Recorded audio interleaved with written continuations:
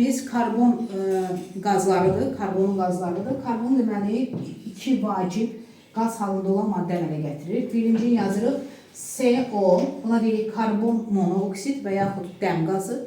Karbon monoksiddə diqqətlə fikir veririk, karbonun valenti 3'dür. Halbuki biz bilirik ki, oksigen də valenti 3'dür. Biz bilirik ki, karbon sabit valentli elementdir, valenti 4. Necə olur ki, monoksiddə karbonun valenti 3 olur? Bu qədər fərqlilik nədən olur? Deməli, karbonu yazaq, quruluşu belədir. Əgər valenti 3-dürsə, deməli, burada 3 qat rabitə olur. Və burada oksigen donor rolunu oynayır və ona görə də istiqaməti bu istiqamətə qoyuruq. Oksigen donordur, karbon akseptordur. Yadınıza saxlayın. Deməli, bunun biri sigma rabitə, ikisi də pi rabitə olur. Və niyə olur ki, karbon 3 valent əmələ gəlməyinə səbəb olur? Bunun quruluşla əlaqəlidir. Karbonun sıra nömrəsi 6-dır. Baxın, 1s2, 2s2, 2p2. Amma biz bilirik ki, karbon 2 valent göstərilir. Xaricində normalda 2 tək elektron var, lakin həyəcanlanmış hal baş verir və karbonun valenti 4 olur. Oksigen isə sıra nömrəsi 8-dir. Elektron quruluşuna baxsaq, görürük ki, oksigen bəli. Deməli, xaricində 2 tək elektronu var və valenti 2 olur. Tutaq ki, karbonla oksigen kimyəvi birləşmə əmələ gətirmək istəyir. Bax, karbon mübadilə mexanizmdə necə olur? Hər biri öz tək elektronunu qoyur ortaya. Oksigenin 2 dənə tək elektronu var. Baxın, tək elektronu belə yazıram. Oksigen 2 tək elektronunu qoydu. Karbon da fikir verin, 2 tək elektronunu qoydu və 2 dənə rabitə əmələ gəldi. Tutaq ki. Bu zaman karbon 2 təkin qoyanda xaricində 2 tək burada yenə var. 2 dənə elektronu qaldı. Oksigenin isə 2 dənə cüt elektronu qalıb. Biz bilirik ki, kimyəvi rabitə əmələ gələndən sonra atom davamlı quruluşa keçməlidir. Yəni, ya dublet qaydası, yəni xarici energetik səviyyə 2-yə tamamlanmalıdır, ya da oktet qaydası 8-ə tamamlanmalıdır. Fikir verin. Məsələn, oksigenə baxırıq. Bu şərikli elektron üçlüdür. 1, 2, 3, 4, 5, 6, 7, 8. Oksigenin xarici energetik səviyyəsi 8-ə tamamlanır. Amma karbona baxanda, baxın, 1, 2, 3, 4, 5, 6 elektron olur. 8-ə tamamlanma olmur. Ona görə oksigen məcbur olur ki, özünün bu cüt elektronu da kimyəvi rabitə əmələ gəlməsində iştirak eləsin. Biz rabitə mövzusuna keçmişdik ki, əgər bir atom özünün cüt elektronunu rabitə əmələ gəlməsinə qoyursa, yəni biri cüt elektron qoyur, digəri boş orbital qoyur. Burada artıq donor-akseptor mexanizmi ilə 3-cü rabitə əmələ gəlir. Ona görə oxu istiqaməti belə qoymalıyam. Donor, yəni elektronu qoyan oksigendir, karbon olur akseptor. İndi yenə baxaq, görək, davamlı forma aldıq. Oksigenə baxın, 6, hər ikisinə aiddir, şərikli, ümumiləşmiş elektron üçlüdür. 7, 8, 6, baxın, ikisi də var idi da karbonda. 7, 8 və hər biri davamlı formaya keçdi. Ona görə də dəm qazında karbon və oksigenin valenti 3 olur. Onu dəqiq bilməliyik. Testlərdə də tez-tez müşahidə edəcəksiniz. Şolar, CO zəhərli qazdır. Və bilirik ki, məsələn, zəhərlənmələr insan orqanizmdə dəm qazından çox olur. Onun səbəbi odur ki, oksigendən tez dəm qazı hemoqlobinə birləşir və əgər bir müddətdə oksigen və dəm qazı varsa, oksigendən daha sürətli dəm qazı hemoqlobinə birləşir və hüceyrələrə oksigen əvəzində dəm qazı verilir. Zəhərli qaz olduğuna görə sürətli zəhərlənmə insan orqanizmdə baş verə bilir. CO-nu laboratoriyada biz alırıq. Deməli, qarışqa turşusundan. Üzvü turşudur, keçəcəyik üzvü kimyada. Bu reaksiya sulfat turşusu iştirakında gedir. Fikir verin, CO, dəm qazı və su əmələ gəlir. Sulfat turşusu ümumiyyətlə bəzi üzvü maddələri dehidratlaşdırır, yəni içərisindəki suyu çıxarmaq xüsusiyyətinə malikdir. Bunu burada biz müşahidə edirik. Sənayedə isə CO, yəni dəm qazını alırlar, generator adlanan qurğuda. Generatora nə salırlar uşaqlar? Karbonu yuxarıdan tökürlər kömürü və oksigeni də verirlər hava ilə. Oksigen zənginləşdirilmiş havanı da verirlər generator qurğusuna aşağıdan, əks axın prinsipindən. Və bu zaman karbon qazı əmələ gəlir. Təzədən karbon qazlar yuxarı yüngüldür. Yuxarı çıxdıqca yenidən karbonla, kömürlə görüşür və bu zaman reduksiya baş verir və dəm qazı əmələ gəlir. Bu reaksiyanı biz yenə əvvəlki siniflərdə keçdik ki, bu reaksiya birləşmə reaksiyasıdır. Birləşmə reaksiyası ekzotermik olmalıdır, amma bu reaksiya istisnadır, endotermik reaksiyadır. Və generator adlanan qurğudan CO ilə bərabər azot qazı da çıxır. Sual verə bilərsiniz ki, azot hardadır? Burada reaksiya azot girməyib. Azot havanın tərkibindədir. Bilir ki, havanın 78% azotdan ibarətdir. Yəni generatordan dəm qazı və azot qazının qarışığı çıxır. Ona görə bu qaz qarışığına deyirik generator qazı. Qurğuya görə deyirik. Generator qazı. Uşaqlar, kimyəvi xassələrinə gəldikdə CO duz əmələ gətirməyən oksiddir. Duz əmələ gətirməyən oksid nə deməkdir? Onlar nə su ilə, nə turşu ilə, nə əsasla reaksiyaya girmirlər. Amma CO deməli natrium hidroksidlə reaksiyaya girir. Bu zaman qarışqa turşusunun natrium duzu əmələ gəlir. Amma su ilə belə reaksiyaları yaza bilmərik.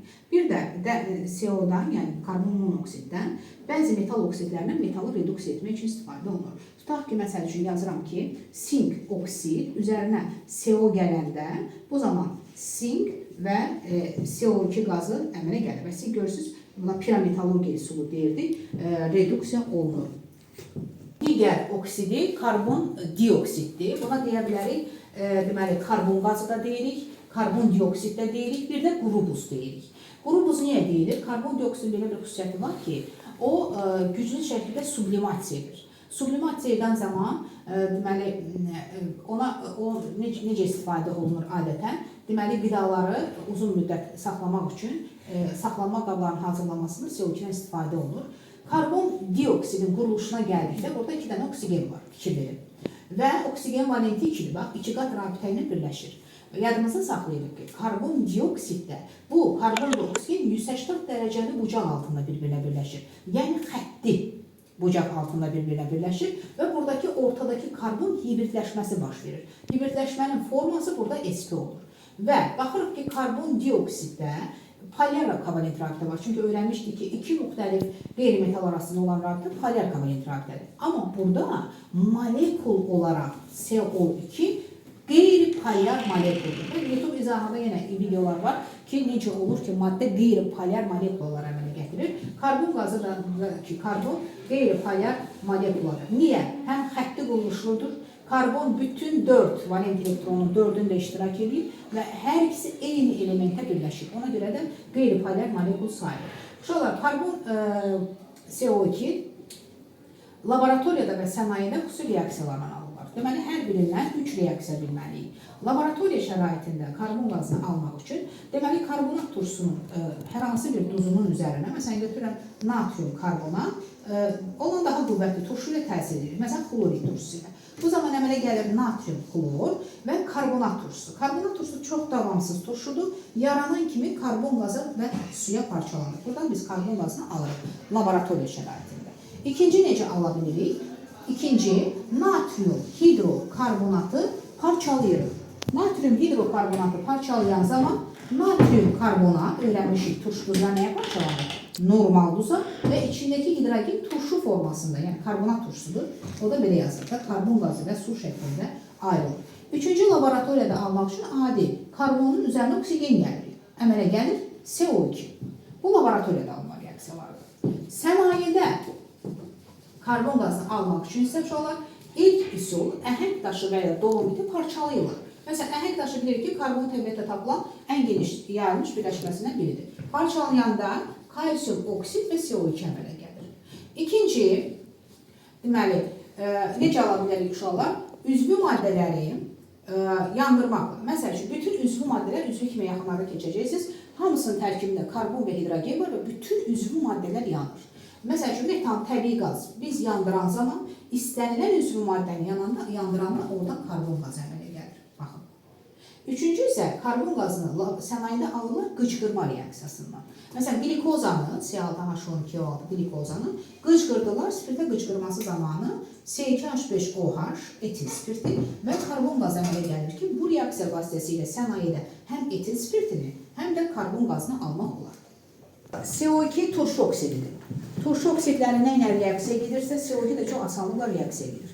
Turşu oksidləri nə ilə reaksiya gedir uşaqlar? Birinci su ilə qarşılıqlı təsirdə olur və karbonat turşusuna çevrilir. Bu reaksiya dönən reaksiyadır. Bayaq dedik, çünki karbonat turşusu davamsız turşudur. Yaranan kimi karbon qazı və su əmələ gəlir. Karbon dioksid, turşu oksidi olduğuna görə qələmlərlə reaksiya gedir. Burada diqqətli olmaq lazımdır.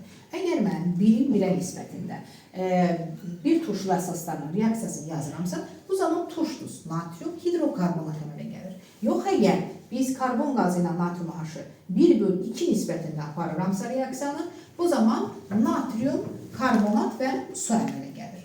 Karbon qazı deməli nədir? Turşu oksidi olduğuna görə əsaslarla rahatlıqla reaksiyaya gedir.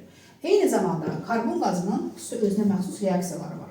Karbon qazından sənayedə karbamid adlanan vacib gübrələrin alınması üçün istifadə olunur. Karbon qazı amoniakla reaksiyaya gedir.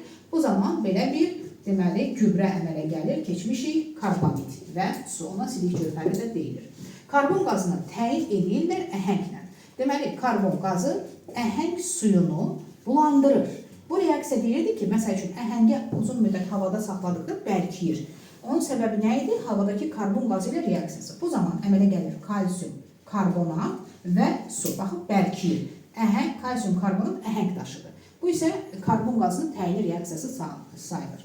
Karbon qazını karbonla reduksiya etdikdə, alınmasında keçdik, generator qurulusunun içərisində baş verən reaksiyası dən qazına kimi reduksiya olunur ki, yenə deyirdik, bu reaksiya güləşmə reaksiyası olmasına baxmayaraq endotermik reaksiya sayılır. Karbon qazı uşaqlar maqnezium çöpünün közərdir. Əgər maqneziumu, közərmiş maqnezium metalını karbon qazına daxil etsək, bu zaman o közərməyə davam edir. Bu zaman maqnezium oksid və karbon əmələ gəlir. Karbon qazı mineral suların alınmasında, içdiyimiz qazlı suların çoxunun alınmasında istifadə olunur. Eyni zamanda karbon qazı yanğın söndürən maddə kimi tanınır. Yanğın söndürən balonların içərisində olan qaz karbon qazıdır. Quru buz formasında isə soyuducu qurğularda istifadə olunur və sublimasiya eləmək xüsusiyyətinə malikdir ki, ona görə də karbon qazının digər bəzən quru buz da deyirlər. Quru buzun tərkibi deyirik karbon qazı.